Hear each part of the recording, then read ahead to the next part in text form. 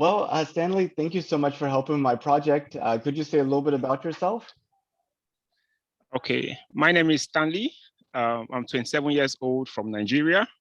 I have my first degree in geography and meteorology.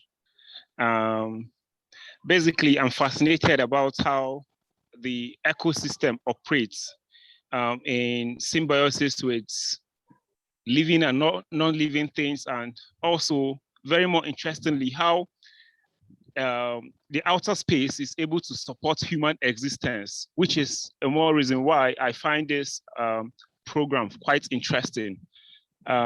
It's a big breakthrough for humans to be able to go to the moon and see actually what it is like being there. So yeah, this is one of the reasons why I choose to opt for the program. I'm really glad to have you here. Could you Thank tell you. me a little bit about why you got interested in geography, if you remember how far back that interest started? Uh, the interest for geography started maybe say towards the end of high school.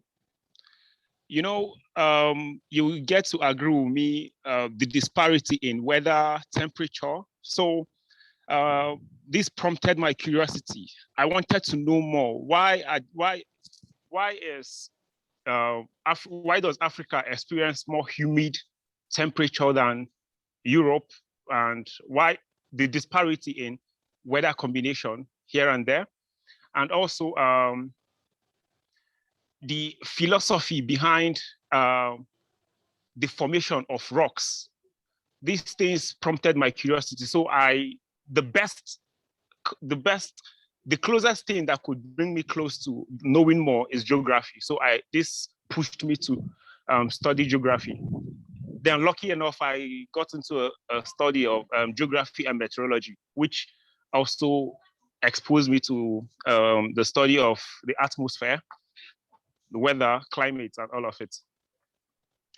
And did you have like a teacher or a book or some program you watched that really inspired you, or how did you find out about this field of study? Uh, Sorry, come again? Did you have something in particular that really got you interested in this? Was it like a teacher or maybe a book or a TV Okay. show or something? Yeah. I had this geography teacher. He's late now. Mr. Oyige. He was my favorite geography teacher as at that time. How he would explain subjects in geography, how he would he took us for certain field works to this particular dam in Kano State in Nigeria here.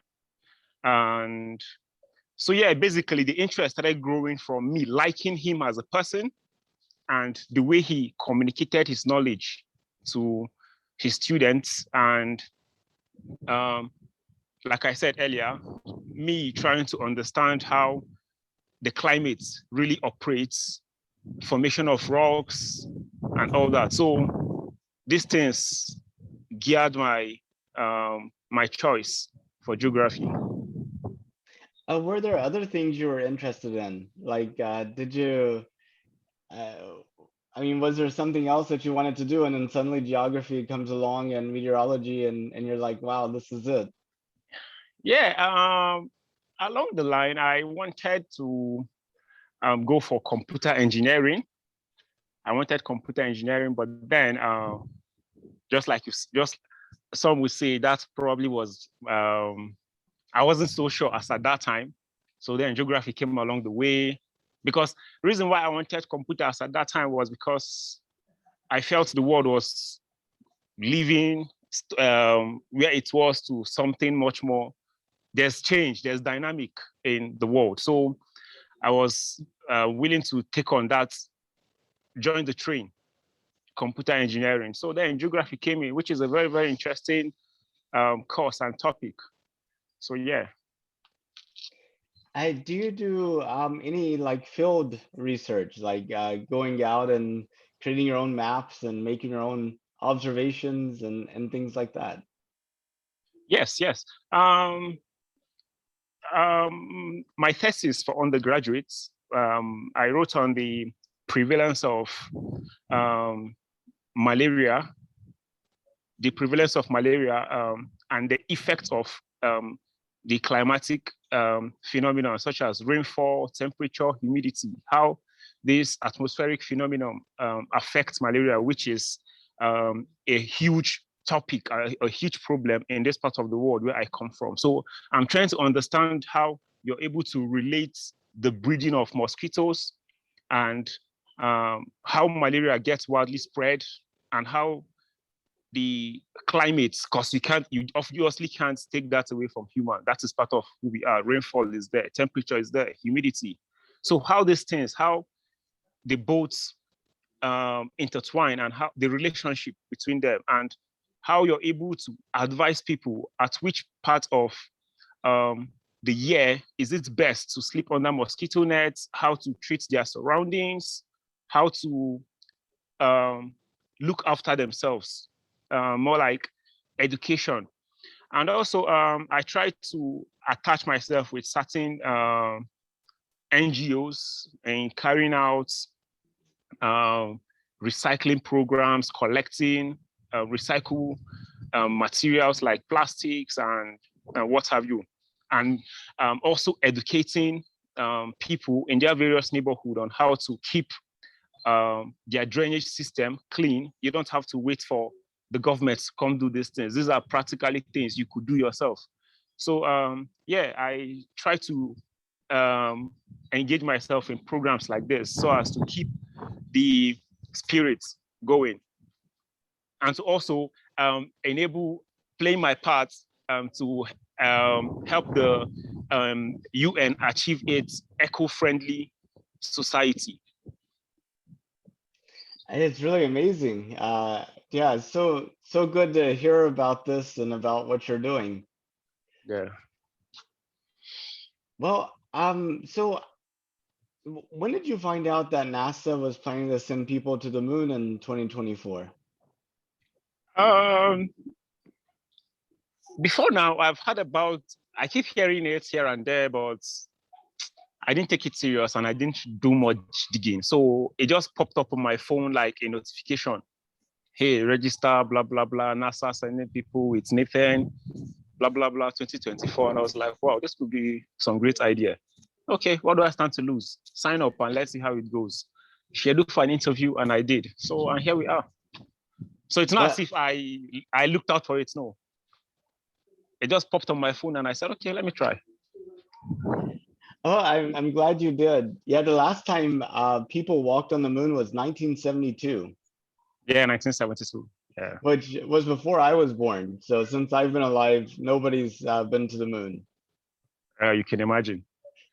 And no women have been to the moon. So they plan to have one of the first astronauts be a woman astronaut.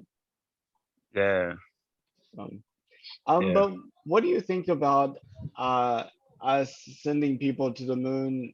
I mean, is it something that excites you, or something that you have a lot of questions about, or something that you're like, why are we doing that whenever, we have issues with mosquitoes and malaria here in Nigeria? Uh, Now it boils down to the only question I could probably have is the aim of doing this, the aim of sending people to the moon. Is it for research purposes or is it to experiment if actually human can actually go to the moon? Is there a chance of survival on the moon? Or could it just be um, for maybe the wrong reasons? So now the motive behind it could also prompt and guide the decision which one makes. But coming from a science background, I know that things like this, such sacrifices have to be made.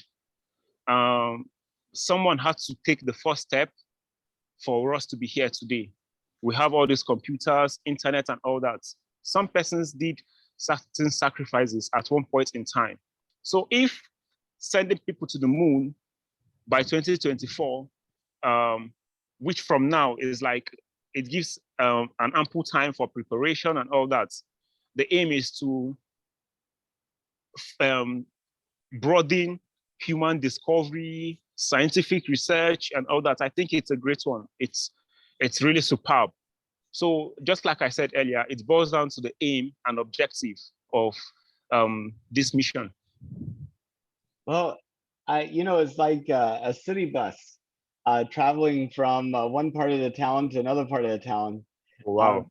People get on that bus for many different reasons. So it's really hard to Yeah. say, why is the bus going between this place and that place? One person's for groceries and another person's to get to work, another person's to go visit a friend. And so us going to the moon is sort of, there's lots and lots of reasons, depending upon who you talk to and the context. They're going to emphasize some of the reasons more than others, so but I could tell you some of the reasons that have been stated. One is, like you said, about science and discovery. Understanding what are the minerals on the moon. Meteors are constantly hitting the earth, like every hour of every day there are meteors hitting the earth, like lots of them, and most of them burn up in the atmosphere. And the ones that don't burn up in the atmosphere, most of them land in the ocean, because the oceans are more than like 60-70% of the Earth's surface. Of the Earth, And the ones that hit the land, you can't see them for a long time, because you have the rain and you have the weathering and you have the vegetation grow on top of it. And so before long, this meteor impact just looks like some type of weird heel, and then eventually it just becomes part of the surrounding. Well, the moon doesn't have an atmosphere, so nothing burns up in its atmosphere. The moon doesn't have weather, doesn't have vegetation, and so whenever something hits the surface of the moon, the evidence of that stays around pretty much forever until something else hits it, right? So, and the moon's been traveling around the Earth, and as the Earth's been traveling around the sun, and as things have been happening, a proportion of those same meteors have been hitting the Earth and the moon. So in some respect, the moon is a great record of all those impacts on the Earth from like millions and millions of years. And it's like, what's the point of this? Well, from a science and research standpoint, we have lots of things that are in orbit around the sun. We have comets and planets and asteroids, and some of those orbits, like the Earth's 365 days, Mars takes about 26 months. 6 months, yes. And then Jupiter and Saturn are like several years. And then Pluto is like, hundreds of years to go around. Hundreds of years to go around the sun, yeah. So there could be all this debris that maybe is on like 1,000-year, 2,000-year, 10,000-year orbit around the sun. And that debris might have lots and lots of rocks and things that would hit the Earth. And there's no evidence of it on the Earth, but we could find evidence of it on the moon and kind of get an idea of, is there like regular bombardment of the Earth and prepare for this debris. Yeah. So that's one now that makes possibility. Now this makes proper sense. In recent years, with climate change and so many things going on, which science has pointed accusing fingers on indiscriminate use of fossil fuel and what have you. And then this could be some of the reasons, because just like you said, some of these debris from the moon hit the Earth, some on the land in the ocean, some on the Earth's surface. Then having vegetations all over the place and all that. And also with humans suffering from various ailments, year in, year out. This could actually give some sense of closure to why this change of why this abnormality keeps happening, you know. So I think it's a good one, like so as to correlate what is actually there and how much of it hits the earth in what magnitude, and yeah, pretty much of it. I think that makes proper sense. Scientific reason, that makes proper sense. Yeah, and you also have this idea of things you don't know, and things you don't even know you don't know. Yeah, true. It is not even ignorance, because you don't know and you don't know it. Yeah, you're ignorant of the ignorance. Yeah, true. So hopefully we go to the moon with open eyes. I talked to some people, and they said they don't think that the craters on the moon are actually caused by rocks hitting the moon. They think the craters on the moon are caused by some type of electrical phenomenon, which is inconsistent with everything I've been taught all my life, and I have trouble believing. But on the other hand, I haven't seen all these rocks hit the moon either. So I think it's better to say we don't know than to assume we know. Yeah, assumption could actually get so many things wrong. And in science, you don't assume. You have to be sure. Well, but you hypothesize. Yeah. You hypothesize, but then your theory cannot be based on hypothesis. So that's why most times you have to carry out further research based on an existing hypothesis, just to buttress the point better. Yeah, collect more data and say, does that support my hypothesis, or does it exactly do an experiment where exactly if this experiment turns out this way, my hypothesis is true.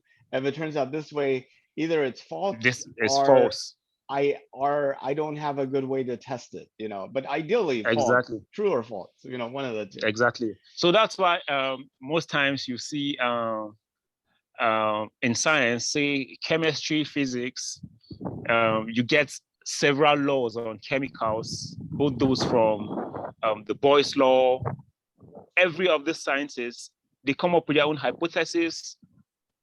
Then the next generation comes, he comes up with his own hypothesis, maybe to either expatiate the previous hypothesis by a different scientist, or to counterclaim it and say, okay, if it goes this way, it is this, not exactly the way it was postulated here.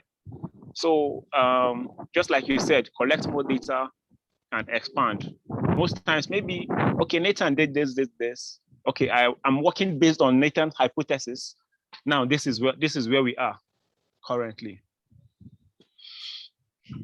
Yeah, exactly. And I think that's so important to realize that pretty much everything we have is a theory or a hypothesis.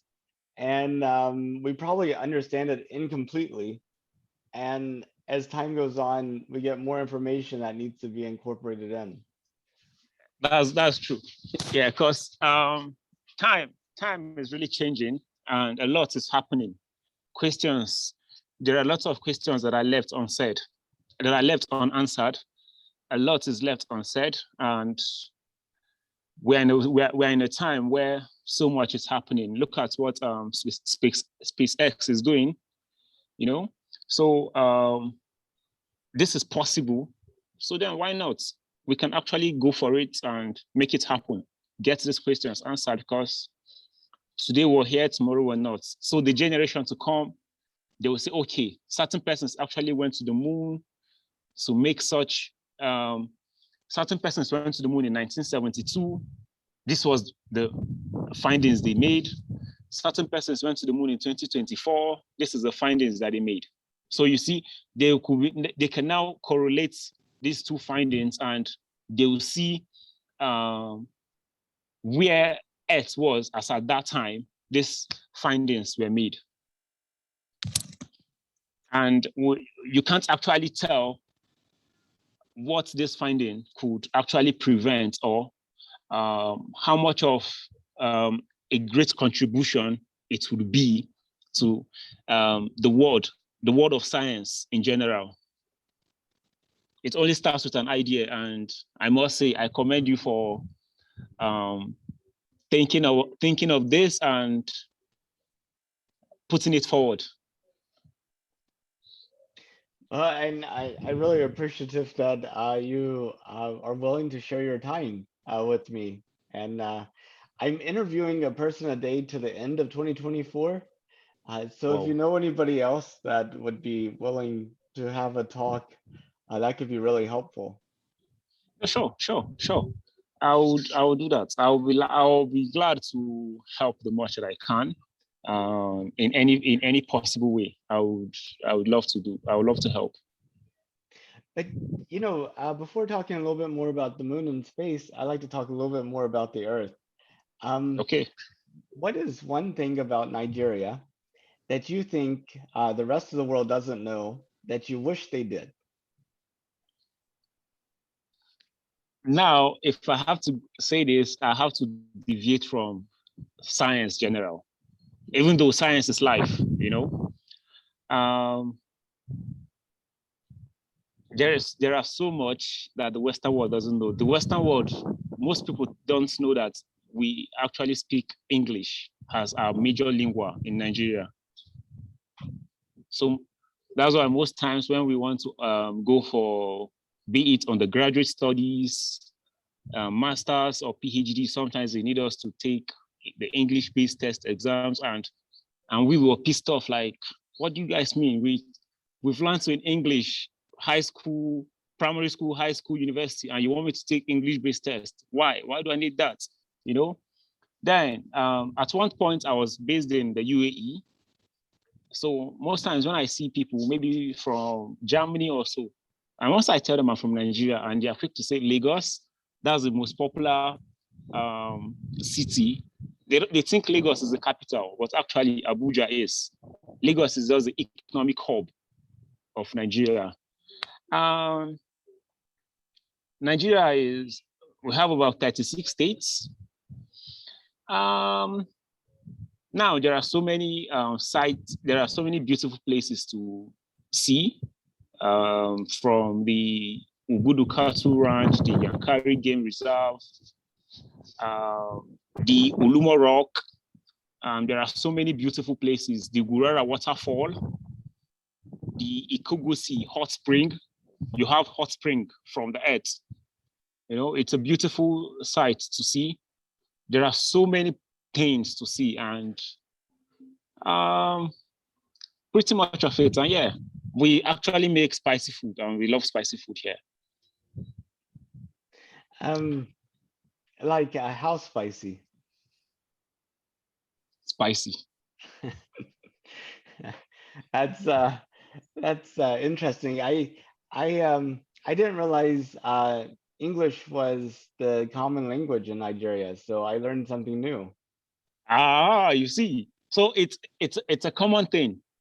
Sometimes when you're even trying to look out for school countries where English is not actually a major lingua, but the course you're to take, for example, if I'm looking at, say, Portugal, for example, I'm trying to take a course in English, they would need me to show a proof of English test.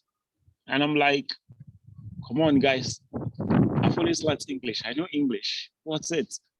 You see? So at least now you've learned this. Well, that would only make sense if they required the same thing from people from Australia and from the UK and from Canada. Yeah, but thanks to social media, it is making this thing much more, it is creating more awareness. Certain countries are getting much more aware of these things. And also there's one mistake the West make. They refer to Africa as a country. I was listening to, there's this popular writer from Nigeria, Chimamanda. So she had this TED talk in France where she was trying to. So she said they were trying to raise money for displaced kids and all that. So the air hostess, she mentioned kids in India, China, Venezuela. She mentioned all these Asian countries. Then she now said Africa. And she was like, hello, there are 50 something countries in Africa. So you can't just mention Africa and you tag it as a country. You have South Africa, you have Burundi, Kenya, Tanzania, Ghana, Nigeria, Benin, Niger Republic, was so many. So you can't just target it as a country. This is a very huge mistake so many people make. And sometimes I don't know if to blame it on ignorance or what. But I try to educate people who make such mistakes at any given time. So you don't just see me and tell me, oh, how is Africa? No, you should ask me, how is Nigeria? And where in Nigeria do you live? Yeah, basically I live in the northwestern part of Nigeria, but I'm from the southeastern part of Nigeria. I'm Igbo by tribe. And are those really different places? Or are there a lot of similarities between them? Now there are lots of we share similarities based on geographical location. The further you go, the more there's disparity in hello. Yes, I'm The still further you here. go from a Okay. particular, the further you go from a particular location, then you keep getting disparity in your ethnicity, culture, and what have you. For example, the place where I come from, the southeastern part where I come from, we are mainly my ancestors were mainly farmers, traders, and hunters, mainly. And the kind of cash crop they grew were tubers, cassava, yam, and all that. Now, the farther you go from from the southeast, you keep getting different ethnicity. Those who you get the fishermen, and the type of crop they grow is quite different from what you grow, and the type of food you have here will be different. Then our type of dresses, culture, clothes we wear, our native language varies. In this part where I reside in northwestern Nigeria, the general language here is Hausa. Hausa. So which comprises about 23 states in Nigeria, with up to 80% of the population understanding Hausa in this part of Nigeria. Then once you go down west,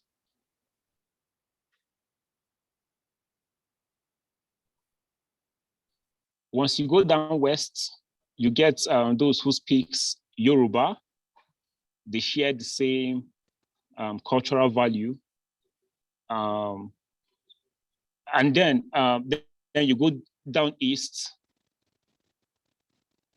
You go down towards the southeast, then you get those who are mainly Igbos, who are predominantly Christians.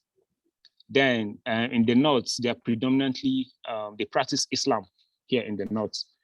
So yeah, but then we're all Nigerians. We try to move around in search of greener pasture and just settle anywhere you feel is fine with you. Well, that's neat. I didn't know that before. So I learned something new and I appreciate you teaching me. Yeah, sure. It's fine. Anytime. Well, I know we're right at time and I don't want to use up too much of your time, but I have one more question for you. Go ahead. If it was safe and affordable, would you go to space? If it is safe and affordable, yes, I would. Like And I get I get freaked out with the whole I get freaked out with the whole climate shenanigan happening. If you happen to find yourself in an environment where the air is not clean, you would know. You have trouble breathing, and even when you do, you know you're not inhaling good air, but you don't have a choice. You just have to. Then the noise also, you know, like, and aside from that, the the idea of having an alternative. Oh, I think I want to go to space next week, you know, just like someone will say, oh, I'm traveling to the UK, I'm traveling to America. So yeah, it's no big deal having such alternative. I would, and I believe there are lots of people who would hop on such um, opportunity if made available. Yeah. I've talked to some people who would not want to go. They're afraid of the claustrophobia or other things. Yeah. Now, I would say some persons are guided by it is either they are being this thought is out of prejudice, or probably sheer ignorance. And also another very important part is, well, which I think over time has been proven that the space supports human existence, right? Well, space, there's no place in the solar system that we know about that humans can live without bringing its own environment with it. We would need to have some type of, vehicle or building where we would be able to manage our own air and temperature and Yeah, not exactly like Earth, but you have to build this community over there, right? Mhm. So some persons are probably not informed about this development. So yeah, they will just tell you, I don't think it's a good idea. I don't want to go. So, but once people are made to understand that actually you can, life can actually, space supports existence, but these are the conditions, these are the things it takes to make this happen. Yeah. That's awesome, Stanley. I thank you again so much for signing up for an interview and for talking to me and teaching me about Nigeria. Uh, and I hope maybe you could find some other people that would be willing to talk to me too. Yeah, sure. I'll I'll speak to a few sort of friends of mine and Well, I really appreciate that. Well, Stanley, look forward to seeing you online and stay in touch. And I hope you have a good rest of your day. bye.